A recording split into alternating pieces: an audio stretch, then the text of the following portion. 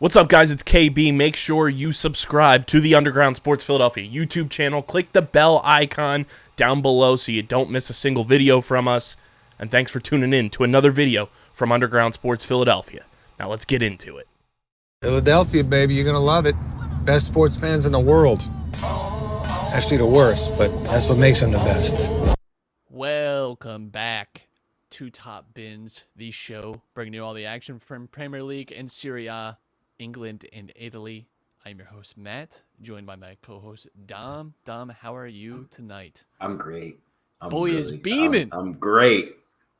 I am. If you asked me after Sunday, or Saturday, I may have had a different answer. But now, I'm on top of the world, man. Yeah, I mean, it's a good feeling. It's a good feeling. Milan obviously progressing today, getting past the mighty Tottenham Hotspurs, in enthralling 0-0 draw. Seeing them through to the such a terrible game. It's one of the worst games I've ever seen in my life. That's not true. It's not one of the worst things I've ever seen in my life, but it was certainly not full of intrigue. Let's just say I was doing homework while watching both of these games, PSG and Bayern Munich and Milan and Spurs, and I didn't really feel the need to be looking up from my laptop all that much. We're going to start, though, at the weekends because, boy, howdy. You want to talk about beaming?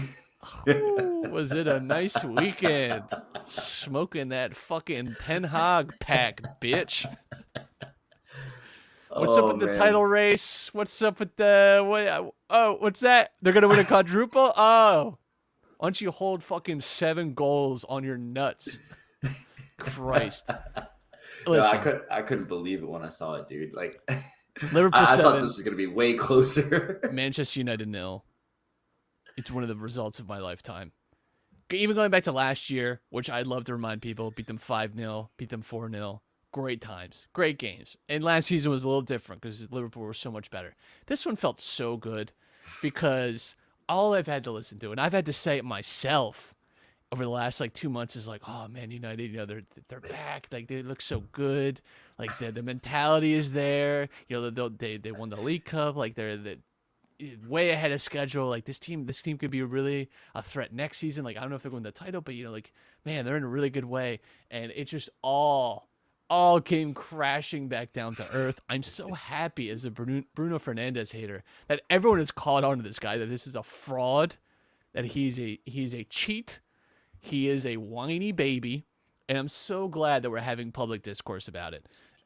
Should have got a red card in this game. Just absolutely disgraceful. One of the shocking, violent acts I've ever seen in my life. When he put his hands on the referee, I think Honor should be suspended from England. I don't think he should be allowed to play in the Premier League ever again. I think if you really want to set an example, you want to protect referees, I think that's what you got to do. I think you got to ban him for life.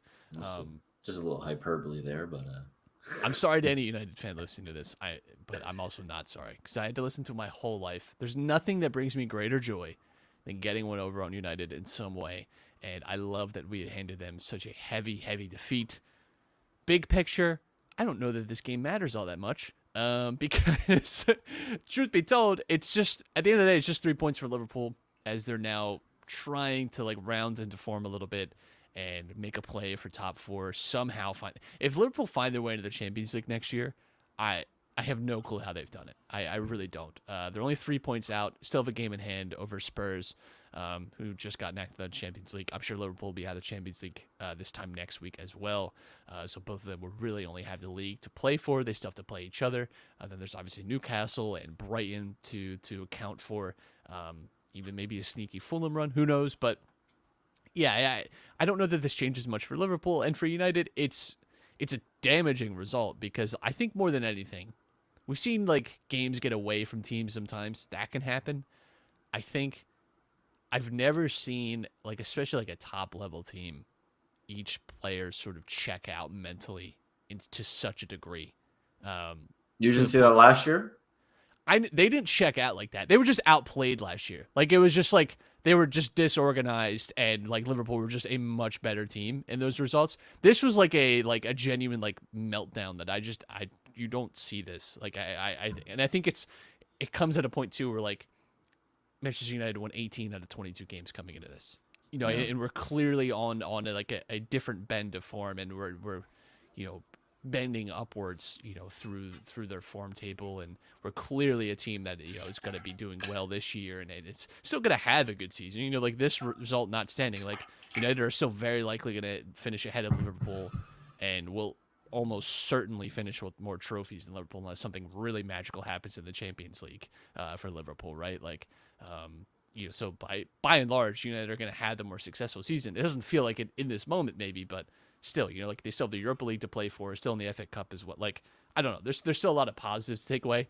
I just know that if I lost 7-0 to my biggest rival, you would not hear from me for a month. I would quit the podcast. I think truly, if Liverpool got beat by Manchester United 7-0, I don't know that I'd ever talk about this sport again. I think I'd be like, well, that's just it for me. I think that might just honestly be it for me. So I give a lot of respect to the very brave, very courageous souls who had to just soldier on and just continue their lives after losing 7-0 to a team that I think has looked shocking at times this season. Between the Bournemouth and Manchester United games, Liverpool has scored 16 goals in those two games this season, and got held to a 0-0 draw against Crystal Palace the week before. Make it make sense to me, because it doesn't. No, it doesn't. But I think I summed it up perfectly in a tweet from that same day. There's three things in life that are certain: death, taxes, and Liverpool beating the absolute dog shit out of United. It just always seems to happen, especially nowadays. Liverpool, just that much better. Just that they are. And I agree with you about Bruno Fernandes. The man's a crybaby. Biggest crybaby I've seen. It does raise some questions though, about the quality of the Premier League. Is it really the toughest league? I think it's always challenging, right? Because you have some of these results, and I get why people want to bring down the Premier League a lot and say that it's actually not that good and whatever. I don't know that this says too much about necessarily the quality. Rather, I really think this is a one-off type of game, because if you look at the first half too, this game is close in the first half. In fact, Liverpool control the first 20 minutes pretty well. United have a good spell from maybe 8 or 9 minutes where they have a goal that they score to. Casemiro, it gets ruled off for offside. And then Liverpool score right before the break. And, it's felt like coming out of the halftime, it's all right, it's 1-0, but this game is still very much, in the balance. Liverpool scored 2 goals in pretty quick succession, and all of a sudden the game is just away, and United really don't have a shot at even reclaiming a draw at that point. And then from there, it's more of a mental collapse. I wouldn't say that speaks to me the quality of the league. I think from top to bottom, the Premier League for me is still probably the best league in terms of quality, but it's also because they're the richest. They have the ability to just buy the best of everything. They're able to outspend and outcompete. Now, all that said, we just obviously watched Milan beat Spurs today, and there's a big gap there financially. We saw Chelsea kind of limp past Borussia Dortmund yesterday, and there's obviously a big gap in finances there. So it's tough to say. I think it's always going to be challenging when you try and compare league to league, the actual skill and the talent and the quality. But I don't know that this game is the case study for that, to say this league is a joke or whatever. Yeah, it's actually funny. I think that a lot of English fans are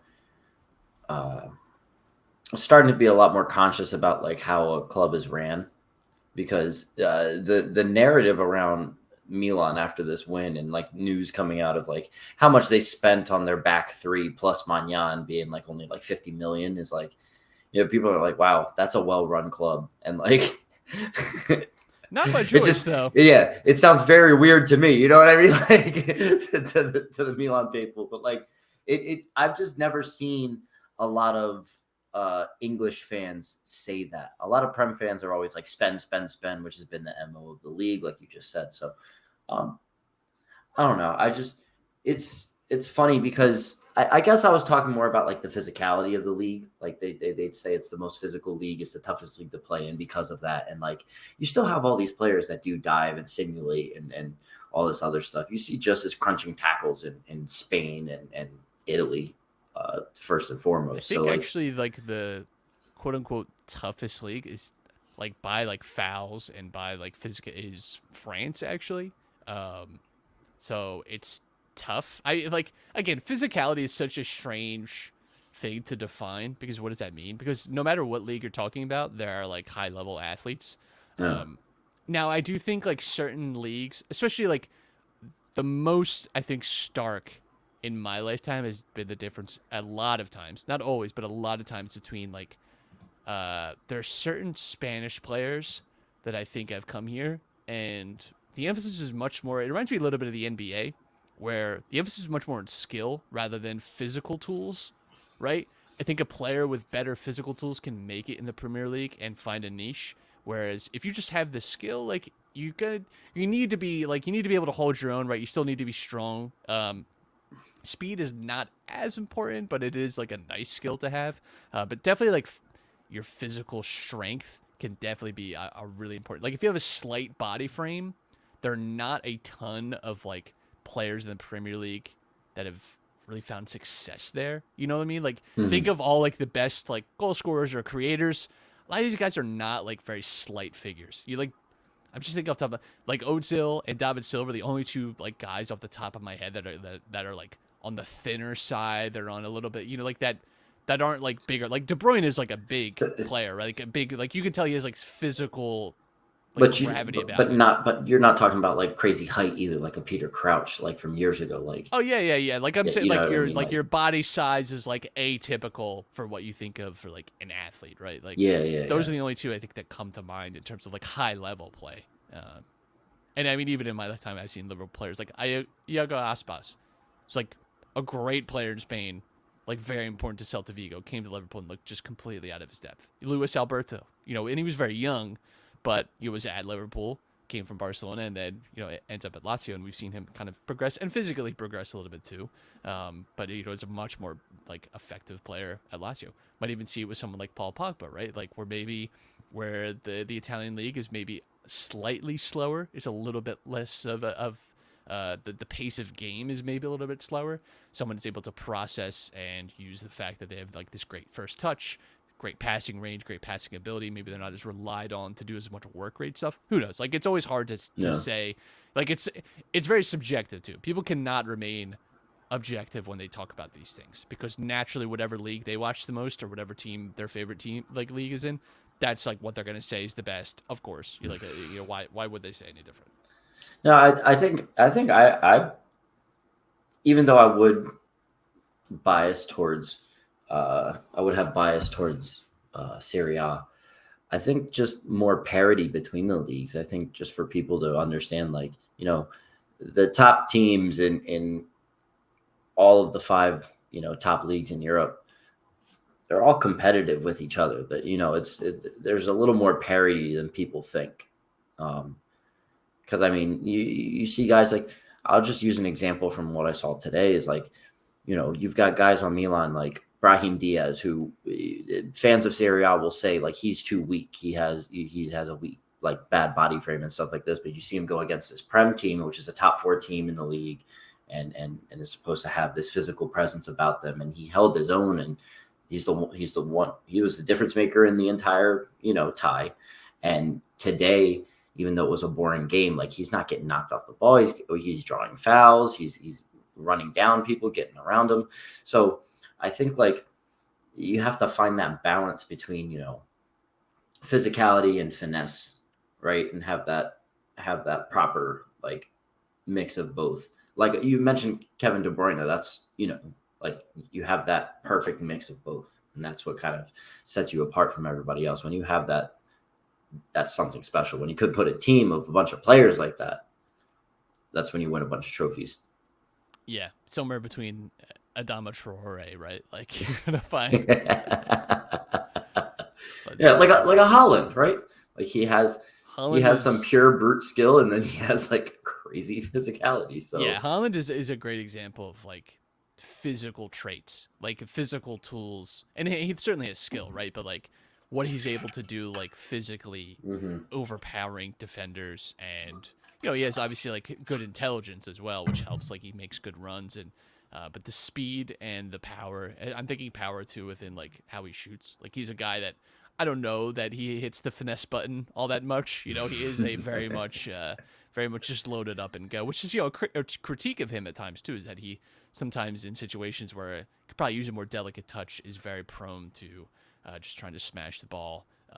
He's an interesting character, of course. like if we had like the spectrum, and like on this side was like Adama Traore, right, and then the side is like Ryan Fraser. Yeah, somebody who's like terribly physical but really skilled. And like, okay, so Haaland is like sort of like here, right? He's not Adama Traore, he's over here. But then like, if we want to get more to the middle, we're talking like Ibrahimovic then.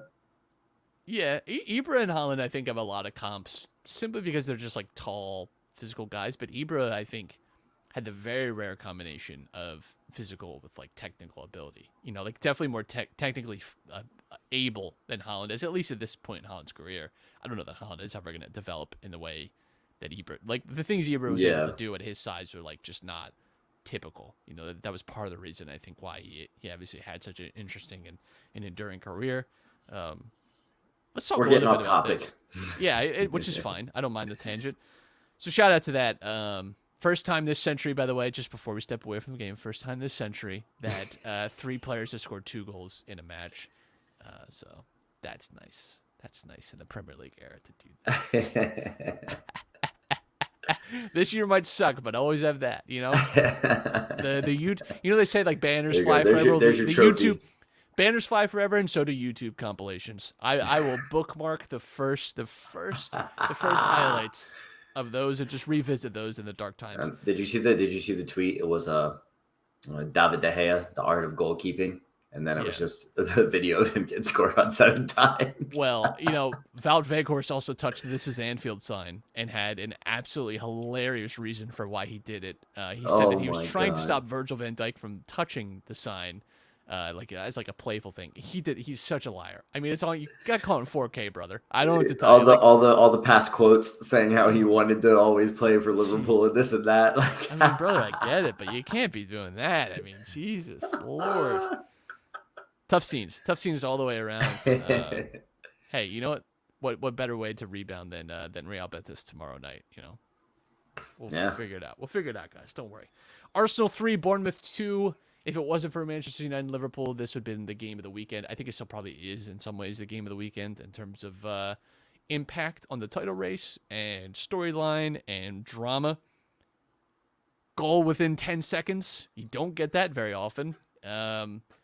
And, we'll talk about that in a little bit. But, yeah, I think, Bournemouth go 2-0 up in this game. Arsenal, it feels like a classic. This is where the title race kind of shifts, and it gets very competitive.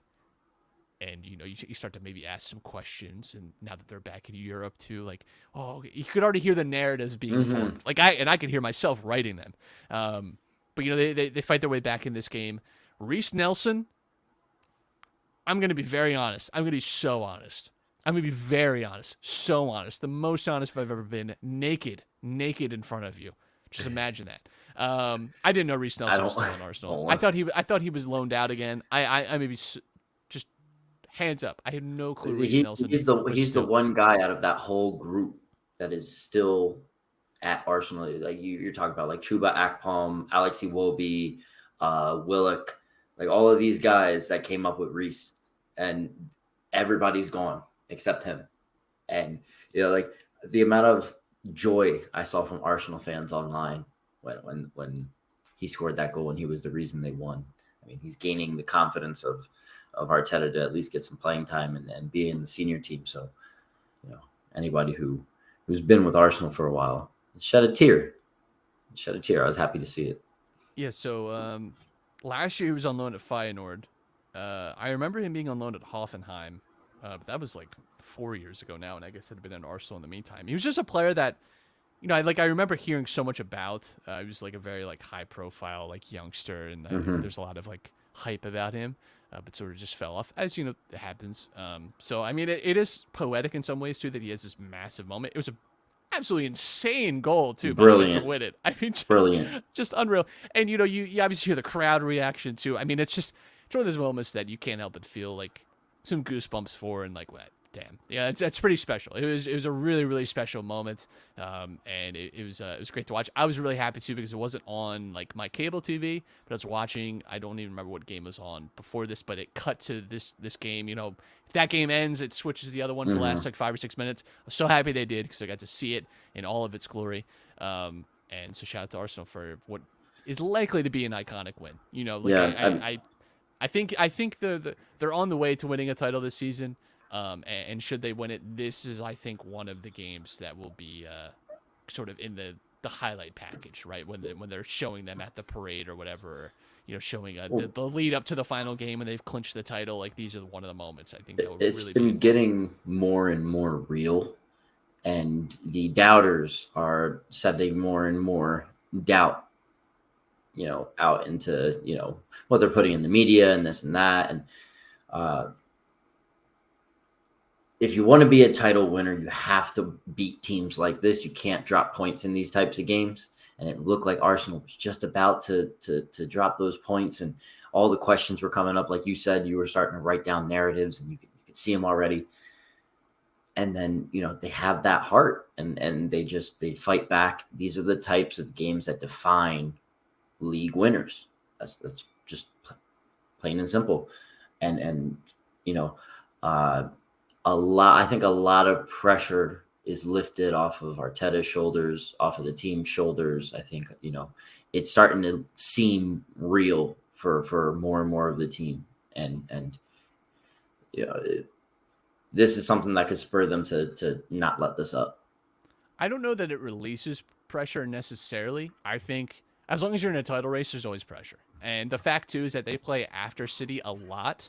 Going forward, and depending on how much longer they're in Europe too, that could be further extended. So there's always that little bit of pressure that you see the City result. You expect most weeks City's going to win, and that means you have to win to obviously keep the balance. But over the last few weeks too, like one thing, they've responded really well from the City loss. I think that was our key takeaway from that game. Is obviously you don't want to concede any ground in a title race, but more important than anything was going to be, how do you recollect yourselves after this? And they followed it up with 4 wins on the bounce, and that is the way you want to do it.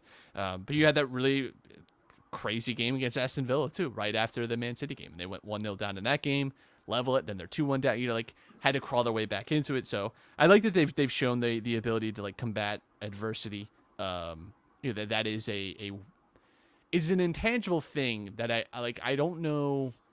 There's no way to quantify that. There's no way to say that this player is able to do that more, or this manager is able to do that more. Like, it's just something you have. If you've ever seen, we saw with Milan when they won the title, right? Like, they just had this ability over the last 10 games. They just suffocated teams, and they were just so clinical, so efficient, and you just get into these modes that I don't know that you could ever really capture again.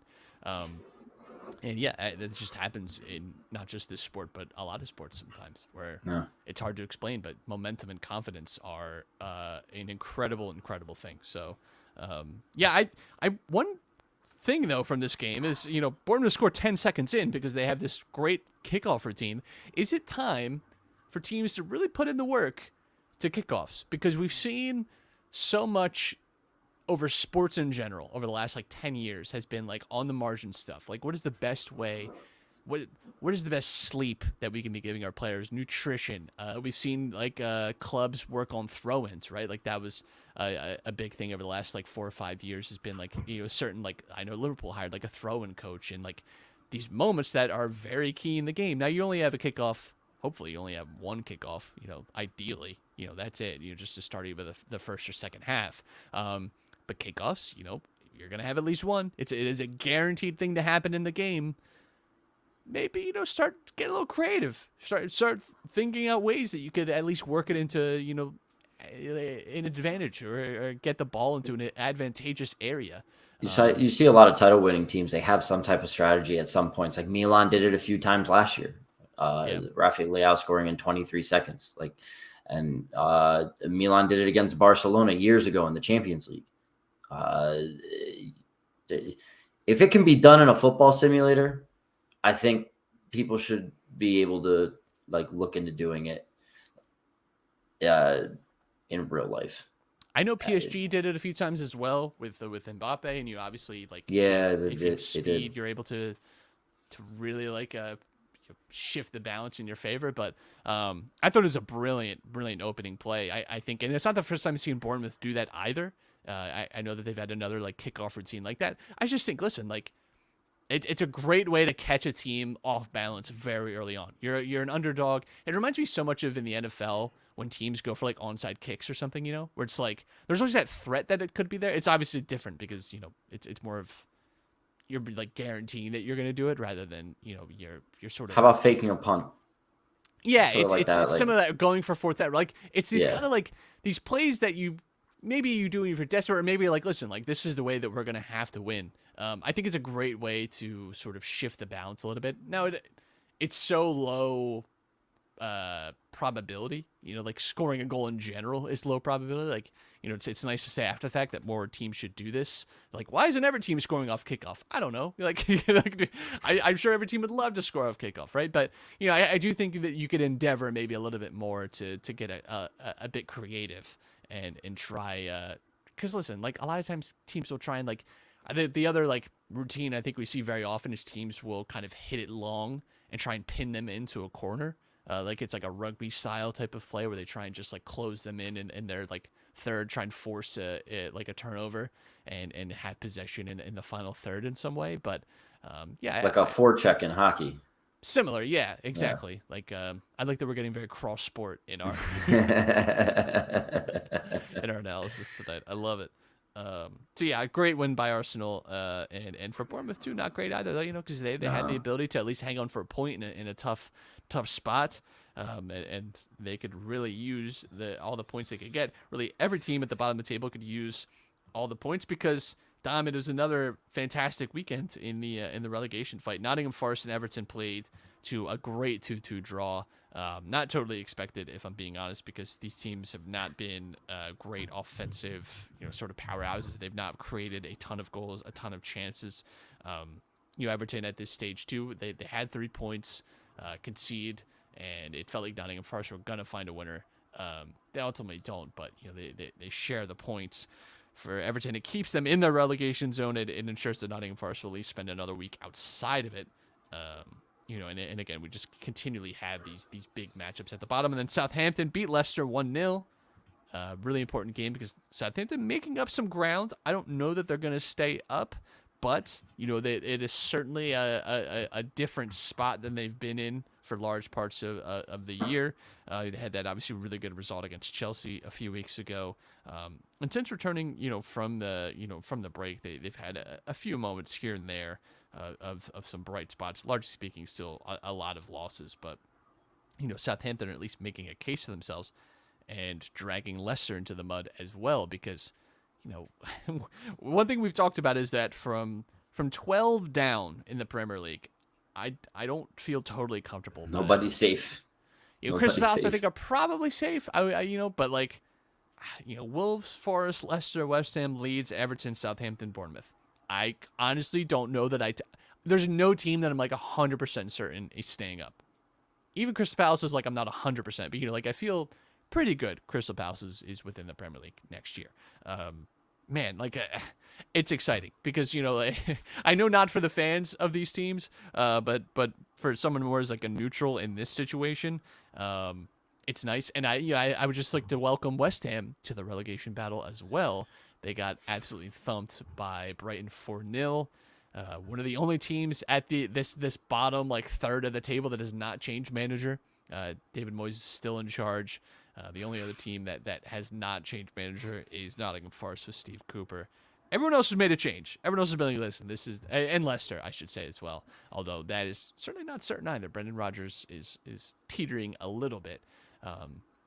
West Ham officially in it. It is top bin certified. They are in a relegation scrap now. I don't ever understand why people still hire David Moyes as a manager. They've had like good seasons in the last few years. I mean, like last season was a objectively good year for them. It was way better than this year, of course. I just don't know what has gone wrong this year. I don't know if some of the miles from last season caught up with them, but it's so strange because this team is still young in some ways. They're definitely older than I think people think that they are, but it's not like a team that's sort of aged out either in my view.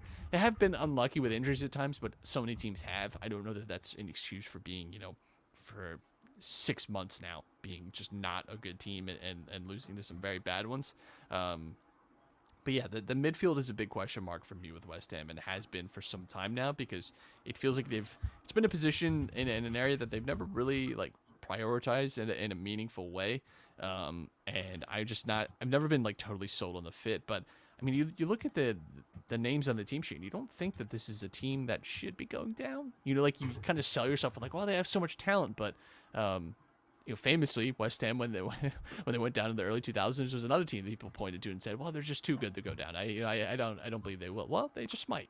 And by the way, if West Ham do shockingly go down, if I am a top Premier League club, I am the moment that the final whistle ends, I'm not even letting Jared Bowen get on the team bus before giving him and his agent a call. Because my God, what a player! I love Jared Bowen. He's very good. He's just so great in tight. Goddamn, do I love him? So, if they stay up, it is through a lot of Jared Bowen and Declan Rice work, but they have their work cut out for them. That's for sure. Yeah. They're fully in it now. Well, we're talking about a team that was challenging for Champions League spots a few years ago, and they were in the semifinals of the Europa League last year. This is a team that does have talent, and I just don't know what goes wrong. They were having a Newcastle-esque, like how Newcastle is this year. That was West Ham last season. They were in they were in the Champions League spots for a little bit. They were circling around and eventually finished outside of them. But the fall off for them has been really, really harsh. So it's sometimes it's really hard to really pinpoint where it's all gone wrong too. So let's kick over to Italy, shall we? Not as high octane as England was this weekend, but definitely some big matches, of course, and the biggest one of the biggest, I should say, but in my mind, the biggest of the weekend, Lazio versus Napoli. Technically, not even on the weekend; it was on Friday. I don't know. People can debate whether or not that's actually the weekend or not just yet. This was a big test, I think, much more for Lazio and had much more meaning for them, which may be why the result goes the way it does. Lazio 1, Napoli 0. This was in Naples, too. Obviously not a place Napoli have really, been able to be got at so far this year. For the most part, they've been a really tough team to nail down. And, the times that we have seen them lose, I've noticed that Kvaratskhelia is the way that you sort of cut off a lot of the creation of this team. He is given a lot of responsibility, and we saw him get bracketed in that Inter game. You had 3 or 4 Inter players sort of boxing him in quite a lot, restricting his mobility, restricting his ability. He has this way of kind of drifting in and out of the the different flanks and sort of working his way in closer to the 18 and then back out to the touchline. I think if you can limit his ability to have that freeness and that mobility, I think that might be the way that you kind of limit this team and its creation ability. But a huge win for Lazio. It can't be understated. I think that Kvara is a guy that he gets his own scoring chances from the fact that he's such a threat in creating scoring chances for his teammates. He's more of a playmaker than a goal scorer. And like you said, he has such a high responsibility in the team to create for them and get those scoring chances. So if you can get him in these situations or isolate him in areas where he can't create, he doesn't have such an easy pass to his teammates and he has to play it back, and you force Napoli to settle the ball, because Napoli loves to counterattack. They love to get out on the break, and if you can kind of slow that down and keep him from being as dynamic as he is as a player, then that team has a chance of beating Napoli. Lazio did it and may have shown the secret to what it takes to beat this team. But then again, Spalletti's going to go into training and they're going to fix their mistakes, and we'll see how they respond. I don't think that this is any speed bump for Napoli. They're going to rebound just fine and continue on their tear through the league to win the Scudetto. I don't think this result means nearly as much for Napoli as it does for Lazio, just because Lazio is so much more. There's so much more, I think, there for them to gain. Like Napoli, it does feel still like a procession for them to the title. But, Napoli have obviously aspirations too, like we've talked about in the Champions League. And if you can put out a blueprint for other teams to look at and sort of understand how to stop, like this high attacking team, I that would be maybe worry me just a little bit. But yeah, Lazio, we've talked about them being the Jekyll and Hyde team. I mean, Christ, it doesn't get much more Jekyll and Hyde than this, because they go from from going away to Napoli, one of the best teams in Europe this season, and winning 1-0, to losing against AZ Alkmaar. I know that the Europeans love to say Z for some reason. Lose 2-1 to them in the Europa Conference League. What am I supposed to do with this? What are we supposed to do with Lazio? How am I supposed to take them seriously? Your guess is as good as mine, man. It's always been like that. That's how they've been. Roma 1, Juventus 0. Makes me sick. Mancini with the goal. That also makes me sick. Makes me sick even more, dude. It seems like just like the meanest. Just seems like such like a not fun teammate to have. Just every clip I see of him, he just seems like just absolutely ruins the fun all the time. Just seems like such a dick. Like Yep. Don't care for Mancini all that much. But we talked about Roma. March is an important month for them. A lot of big matches. And this was the first test along that path, and they pass it. It wasn't a perfect 10. This is not a game, where there was no style points awarded for this game. It was very much a sort of, I don't want to call it a smash and grab, but it was a score and just kind of hold the lines back as much as you can. Juventus didn't do a ton to create, especially from open play. A lot of the chances in this game that Juventus had were off of set pieces and things like that, and that has been a problem at times for them this season. I think speaks a little bit to the fact that, there are some limitations still with this Juventus team, and I think you saw some of that in this Roma game, come to life. And again, similar to Lazio, I think this game means more in this sense for Roma. Juventus are still technically chasing European spots. Again, though, we've talked about how Europa League is likely to be their best path to getting not just back in Europe, getting back into the Champions League. But for Roma, it's a really important win. That March is going to be the month for them, and it doesn't get much better than starting off with a win like this. Yeah, great rebound after losing to Cremonese, by the way. Yes, really needed that. This is a classic Jose Mourinho shithouse game, right? Like you said, get the goal, sit back, let it just happen, and then frustrate the team so much that you get a player a red card at the end of the game because they swipe at your legs.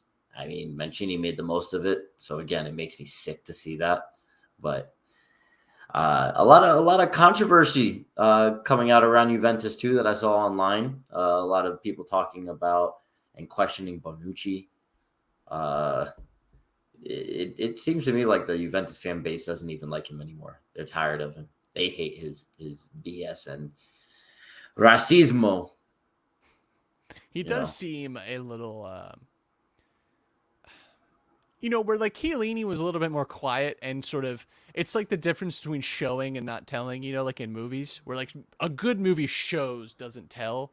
And Chiellini is the good movie, and Bonucci is the tell movie where it kind of holds your hand and explains everything in you and it says very obviously what's happening in the scene. It's like, we get it. We understand. We get it. That's how Bonucci's always come across. Yeah, allegedly, according to Moise Keane, Bonucci made like an Italians only group chat, and Moise, I guess, was not even involved in it. Found out. I gotta say, one, some of Bonucci's past comments about race, maybe, maybe coming to like that. Two, I gotta tell you, Bonucci and Chiellini should stay out of the group chats because, Chiellini was explaining was explaining tax fraud and how they were committing fraud in the WhatsApp group chats. Maybe just have as a general rule going forward, don't have like your notable Italian national center back start up any group chats for any reason whatsoever. Leave that to someone else. Do not let these old heads in the chat anymore. Find a different. His ass is not a mechanic. Find someone else. Find someone else. Because it is just not. It's gonna lead you down a dark path, I think. Tom, let's talk a little bit about Champions League. Come on, man. We're the quarterfinals, baby. Come on. Come on, man. Milan back. Yeah, I am. Milan back in the quarterfinals, deservedly so. Based not just off of their history, of course, but off performance in this tie. I think they were the much better team, much more. And Milan, I didn't think were really hugely impressive in either of these games, but looked the more capable side, which I think is as much an indictment as it is praise for Milan. As much as an indictment for Spurs, because when you consider the attacking talent they have available and the resources they have available to be just, I think, totally snuffed out. I mean, I honestly think they were shocking in both of these games. Take nothing away from Milan, of course, but I really think this is just as much about Spurs really failing here as much as Milan. And let's not forget, coming into the first leg, they were on their worst form, not just of the season, going back for like a year and a half. We had not seen Milan on a skid like that, so deserve a lot of credit for getting through this tie. Yeah, that 1-0 win in the first leg really kind of spurred them into some good form, even though they hiccuped over the weekend with Fiorentina. Responding in this way is big. I think the back three really has solidified, and I think that didn't work in Spurs' favor. I mean, Tottenham has not been in the best form themselves either, and when you take a team that plays 3-back and you match up against another team that plays 3-back, but the way that Spurs plays their what are they play a 3-4-2-1, right? Basically, so they have 3 forwards. Well, Milan has 3 defenders, so you can put them in one-on-one positions. You can mark them a little more heavily. And Milan has 3 really good center backs. Malik Thiaw is kind of come into his own, and I think that trio of center backs is just so solid for them. You could see how confident Milan was in this game, having Magnan in net, which you saw his talent as well, like how he adjusted. There were a couple times where he had to adjust himself to make saves off of shots that were deflected, right? They looked like they were easy, but but at the same time, he really wasn't tested except twice, right? There was Højbjerg's shot that went right at him. There was Harry Kane's header. Harry Kane was gone most of this game. Quiet, just nowhere to be seen. One of England's most prolific goal scorers of all time. Just getting 2 headers, and that's basically his highlight film for the game. I will say crazy. It was a great save by Magnan. Yes. To deny him. And, it would have been level there, probably going to extra time. You probably give the advantage potentially to Spurs in that situation, just with the momentum. But, I mean, they're also down to 10 men at that point. Christian Romero with He's a stupid player. He's a stupid player. He is rash. He is like the definition of rash. He is like, there's nothing wrong with a defender, I think, playing a little bit on the edge. I think in some ways that can work in your benefit. You have to, it's a very careful line to toe, though, between sometimes you stick in the real physical challenge, and sometimes you're just way too aggressive at all times. Every game I watch with him, I'm like, this guy is so close to getting sent off, and I don't know that he's aware of it. And it's strange. I never got all that feeling when he was at Atalanta. There's a few moments here and there. I feel like at Spurs, it has really come to surface, and I don't know if that speaks again to the physicality of the Premier League, right? But, I remember watching him at Atalanta. How's he being coached out there? That may be the thing. Like, who's talking in his ear I wonder too, if there's just there's a little bit of free reign, there's maybe no one to really pull him back. Harry Kane, I don't know, is the most vocal leader to be screaming at someone, to asking them what they're, I'm just not totally sure. I'm not sure, Hugo Lloris is not in this match, right? And even he is not, in my mind, the most like vocal leader. So I don't know what it is with him, but yeah, like the decision making has to improve because I mean, he really takes away the ability of this team to have a result in this game by forcing them down to 10-man with just two like both his yellow card challenges. I think were just they weren't even like professional fouls, right? Where it's like, yeah, like you take the yellow in that situation and you move forward with your life. They were just bad choices all the way around. Speaking of smoking pack, PSG dumped out of the Champions League. It's the 5th time in the last, like, I think 8 years that they've been dumped at the round of 16 stage. These men have not even seen the quarters and semifinals with regularity. They're spending money of the GDP of the equivalent of like a NATO state, not even like a small state at this point. Like these men can be on the UN Security Council with the amount of money that they're spending, and still cannot find their way out of the round of 16. Unbelievable scenes there. Bayern Munich beating PSG 2-0. Matthijs de Ligt with a great clearance off the line. Shout out to a SerieA alum. Juventus misses him very much, I'm sure. Cleared it off the line. PSG, another failure. Neymar out for the rest of the season with ankle surgery. Where do you go? Where do you go from here? Where does Mbappe go from here? He's too expensive to go anywhere. That's the thing. Like, Madrid. That's the only place, right? That's the only place he could. Liverpool, please, Liverpool. He did say if he's going to SerieA, he'd join Milan. So we're in the race, baby. Let's go. How about this? I'm like that TikTok. Like I get, you receive. Well, I'll take. Let's say Liverpool takes him for the next 3 years. You get him the following 3 years. I think that's fair.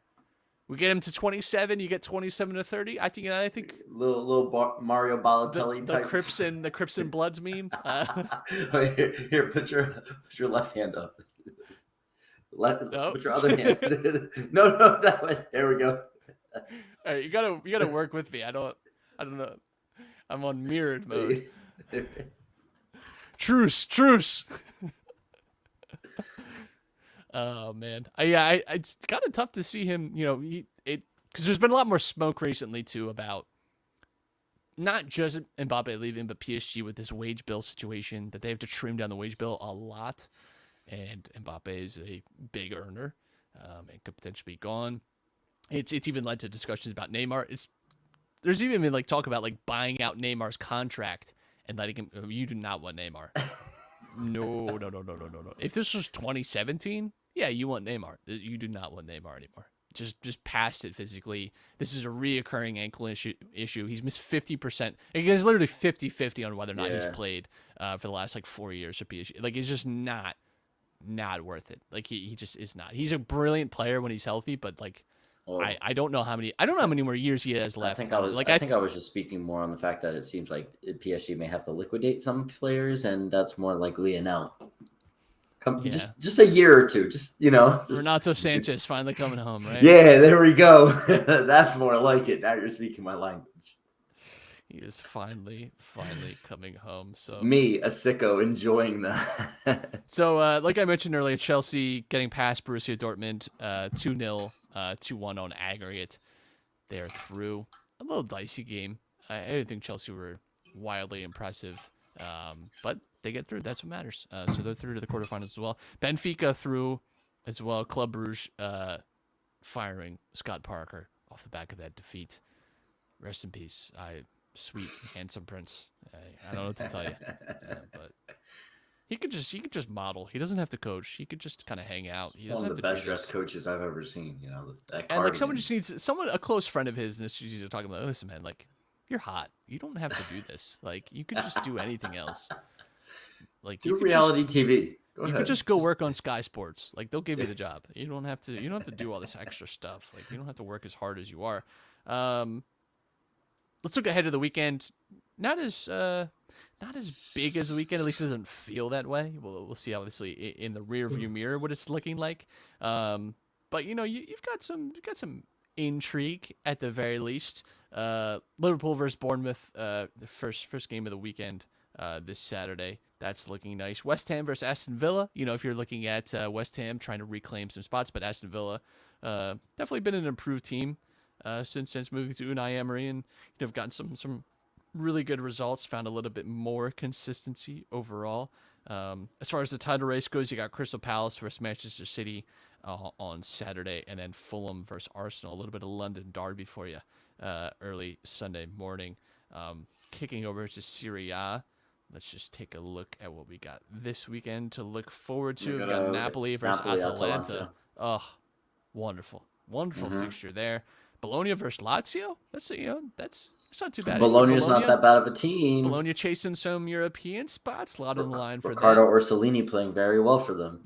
We have what I would affectionately like to call the Dom derby on Monday. Milan versus Salernitana. Two of your biggest loves in Italy. I'm sorry, but rack up 3 points for Milan. Let's get it. Can't wait to clip that. Oh, shut up. Stop that right now. Stop that right now. There will not be I hope, I'm not going to speak in absolutes because I know what's going to happen. I'm always humbled by social media. That's what happens. So I hope that this does not turn into a reel where it cuts away to like a goal being scored and Milan losing. And then, Be careful. That's all I'm gonna say. Be careful. I already took one L on social media in the last 7 days. So be very careful. Dom, anything to say before we get out of here? Yeah. Follow me on Twitter, at Wash Lifestyle. Follow me on Twitch, twitch.tv/ahairyape, and youtube.com/ahairyape. Making content for the people. Forza Milan Sempre. And look forward to next week. Always fun getting on here and talking footy with my best friend. You love to hear it. It's an okay weekend as terms of fixtures. Last weekend was really action-packed. That's nice. And, we have an international break coming up. So, whenever that happens, we like to bring you a little specialty stuff. Razzle dazzle. Maybe we'll be checking in on a certain fantasy draft that we did earlier this season, checking back in on how our teams are doing. Maybe Matt still has a nice lead. We'll see. I honestly don't fully remember all the teams that we had, so it's tough to say. But we'll be back next week, bringing you all the action. Also wrapping up, the Champions League action next week. We'll have a good idea of who's in the quarterfinals, who's progressing, and we will check back with you next week. Until then, see ya.